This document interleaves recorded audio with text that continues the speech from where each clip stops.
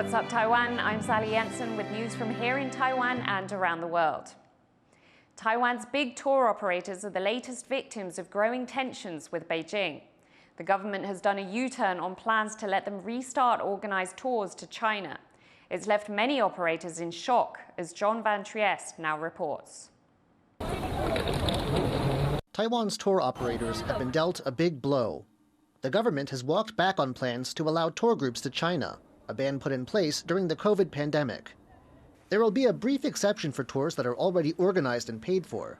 But come June, the ban will take force again, closing off one of the tourism industry's biggest markets. The government says China's unfriendly attitude toward Taiwan is to blame. China claims Taiwan and regularly threatens to invade. But in recent years, it's tried to sway Taiwanese people with economic pressure too. A Chinese ban on its citizens visiting Taiwan, imposed in 2 stages from 2019 to 2020, still stands. Businesses that relied on Chinese tourists are still struggling, if they've survived at all. And there's also been psychological pressure too. China recently rerouted one of its domestic flight paths, moving closer to the center of the Taiwan Strait that separates Taiwan and China. Officials in Taipei have long seen anything past it as a no-go zone for China. 我已经知道我要被骂。我过去在立法院所谈的，我是非常正面的支持两岸人民的交流。我们对他的这些太多遗憾了哈，就是他没有给我们善意的那个。Independent Taiwanese travelers are still free to travel to China. But in Taiwan, many prefer organized tours, and China tours are especially big business. The government planned to cap the daily number of Taiwanese tour group members at 2,000 a day. But even if tour operators didn't expect an immediate return to the pre-pandemic days, when the big companies sent around 10,000 clients to China a month, they did at least hope for a gradual return to normal.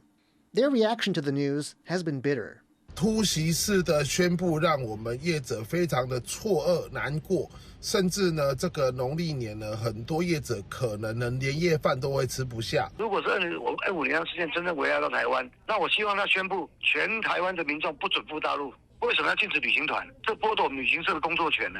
As Taiwan's ties with China remain fraught, a tourism industry dependent on goodwill from both sides is stuck in a difficult position, with no obvious way out. Luffy Li and John Van Trieste for TaiwanPlus. Taiwan's new envoy to the US says that despite what he calls cheating and stealing, China is failing to catch up in advanced chip technology. PRC has for years tried to replicate what the Taiwan industries can do in semiconductor manufacturing. As a matter of fact, they've hired executives, engineers, large numbers of them to try to form their own company and replicate the production facilities of capabilities from Taiwan, but they haven't been able to do so. Alexander Yu also says that China will likely stay behind in the global race for next-gen semiconductors amid US export bans. The representative expressed hope that the US Congress would pass more defense support to Taiwan. Yu has succeeded Bi Khim Xiao in Washington, D.C., with Xiao now back in Taiwan as vice president-elect.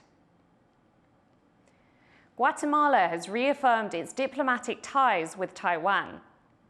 The Central American country says it continues to recognize Taiwan as an independent nation. It comes days after Guatemala's foreign minister told Reuters that his country wanted to pursue trade ties with China. The comments led to speculation that Guatemala may switch recognition from Taipei to Beijing. China often makes breaking official relations with Taiwan a precondition for any negotiations. China has replaced the head of its securities watchdog after weeks of stock market instability. State media announced overnight that Wu Qing will take over from Yi Huiman as chairman of the body responsible for regulating the markets. It comes after Chinese stocks reached a 5-year low on Monday. Despite several interventions, policymakers have struggled to stabilize the situation. $1 trillion in market value has been wiped from exchanges in mainland China and Hong Kong this year. Nicknamed the broker butcher for his crackdown on traders, Wu was previously the head of the Shanghai Stock Exchange. The Philippines is boosting the number of troops stationed on its islands closest to Taiwan. The country's defense secretary ordered the military to increase troop numbers and build more structures on the Batanes Islands. The islands are less than 200 kilometers from Taiwan's southeast coast. The move is part of efforts by Manila to shore up its territorial defenses amid increasing aggression from China. To find out more about the Philippines boosting its defenses near Taiwan, our reporter Jaime Ocon spoke to Aaron Matthew Lariosa, a security analyst based in Washington, D.C. What is the significance of the U.S. being able to use Philippine military bases in the event of a war in the Taiwan Strait? The question of U.S. basing access in the event of a Taiwan contingency is extremely contentious in Manila. We've had officials in the Philippine Congress state that these bases would not be used in that scenario. However, of course, things are always in play. The Philippines is slowly realizing its strategic position in all of this. So, Manila might not have a question at the end of the day of what will happen, especially when we see the Chinese eyeing these bases. Potential scenario could be, even if the Philippines stays out, the Chinese would strike those bases to preemptively prevent the Americans from entering. This buildup seems to be happening close to the Bashi Channel, this waterway between the Philippines and Taiwan. How important is this channel to both the United States and China when it comes to a Taiwan contingency? So the Bashi Channel is one of the several, albeit limited, amounts of ways you could transit between the first and second island chains. So again, the first island chain is from the Southeast Asian states up to Japan, where you have these chain of islands. And within those chains, you have these choke points. They're choke points because they can be controlled, and you control access of who gets in and out. And of course, in the event of conflict for these great powers, the United States and China, controlling these choke points are of utmost importance. If we look at the context of Taiwan, a couple of 100 miles up north, that's going to be Kaohsiung. And Kaohsiung is projected to be a major landing ground in the event of invasion. So the Chinese would probably eye that potentially to further solidify their holdings. Meanwhile, with the United States, if they were to come into assistance for Taiwan, they would probably also use the Bashi Channel as well. That was security analyst Aaron Matthew Lariosa speaking to our reporter Jaime Ocon.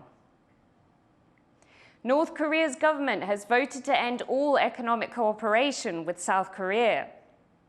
The decision will scrap Mount Kumgang Tourism, a project which allowed South Korean tourists to visit the scenic mountain just north of the eastern border. That agreement was a symbol of cooperation between the two sides.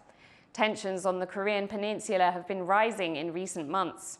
North Korean leader Kim Jong-un recently called the South his country's principal enemy, and Pyongyang has been ramping up missile testing. Israeli Prime Minister Benjamin Netanyahu has rejected Hamas's ceasefire and hostage release proposal, saying total victory in Gaza is possible within months. ואני מבקש שוב להדגיש, אין פתרון אחר זולת ניצחון מוחלט. אם החמאס ישרוד בעזה, זאת רק שאלה של זמן עד הטבח הבא. The comments came shortly after the Prime Minister met with US Secretary of State Antony Blinken, who has been traveling the region in the hopes of securing a ceasefire. Netanyahu also confirmed Israeli forces have been ordered to push into Rafah, where over 1 million displaced Palestinians have fled to escape fighting. The UN warns that the conflict expanding into Rafah would, quote, exponentially increase what is already a humanitarian nightmare. New rounds of ceasefire negotiations mediated by Egypt and Qatar are expected to go ahead on Thursday.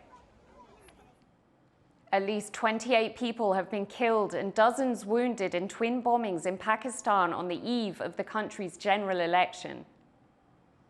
The attacks targeted the election offices of political parties in the province of Balochistan. The Islamic State has claimed responsibility for the blasts. Pakistan's Foreign Office says the country's western border crossings with Iran and Afghanistan will close until Friday to ensure security during the election. The Lunar New Year holiday has officially begun in Taiwan, and so has the travel rush. The country's transportation systems are gearing up to handle the big crowds. Tiffany Wong reports.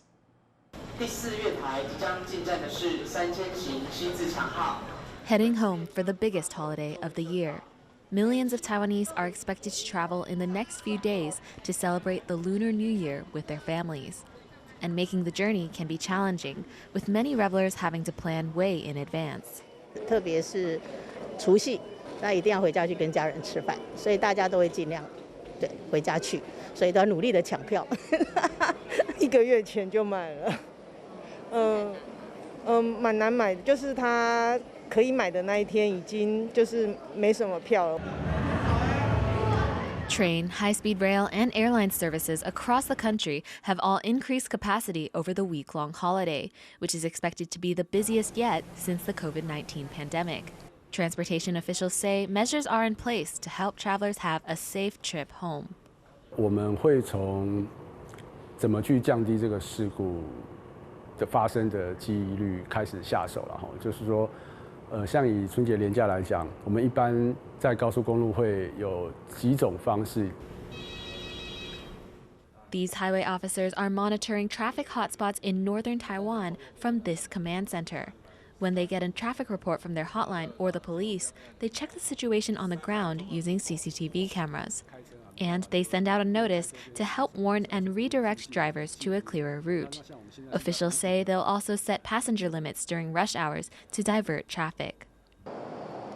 Roads like these will soon be packed with traffic as people head towards their hometowns for the holidays. Now, officials are urging drivers to have patience on the road to ensure that everyone makes it home safely for their Lunar New Year breaks. Alex Chen and Tiffany Wong in New Taipei City for TaiwanPlus.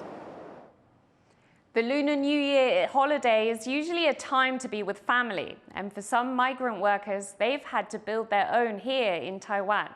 Joyce Zeng went to visit an Indonesian community as they prayed for a prosperous new year. People are getting in the festive spirit here as the Lunar New Year holiday starts. It's the biggest national holiday here in Taiwan, but it's in fact celebrated around the world, also in South and Southeast Asia. A charity group just came to visit the largest Indonesian community here in Taiwan's capital. They came to give out red envelopes, which is a traditional gift customary during the Chinese New Year season. People put money in there, and it's a token of good luck. Now, this is just a small slice of the Indonesian community, which organizers tell me it's over 10,000 people are represented in it. And these are mostly students, masters and also PhD students, but also caregivers, factory workers, and professional level workers from Indonesia here in Taiwan. Earlier, I was speaking to an engineer who came to Taiwan 9 years ago as a master's student, and now he's working in an AI lab for one of Taiwan's largest electronics companies, Delta. So he said, though, in those 9 years here, it's communities like this that has made his decision to come to Taiwan to seek better life, to make more money worthwhile. We are very close because we talk many things every day, because in the New Year, many people will take off the jobs, so we can gather together. For example, this weekend we will go to Tongkang. Like 5,000 people will come together and pray. Communities like this, he said, give him a sense of home away from home. Many of them are unable to travel home to spend the holidays with their families, but sharing some local snacks and music here gives them a sense of comfort during this holiday season. Devin Tai and Joyce Sun in Taipei for TaiwanPlus. A dragon is flying over Keelung in northern Taiwan to celebrate the Lunar New Year. This is Yinglong, a dragon believed to bring prosperity in Chinese folklore. But it's not real. It's part of a special augmented reality app designed to bring the New Year's spirit. Visitors can bask in the dragon's blessings at the city's maritime plaza. Thank you for watching What's Up Taiwan. You can visit the TaiwanPlus website or follow our social media for more stories from Taiwan and around the world. Before we go, come with us to the streets of Hanoi to see how the locals shop for the Lunar New Year, or Tet in Vietnamese. I'm Sally Jensen. Take care and see you next time.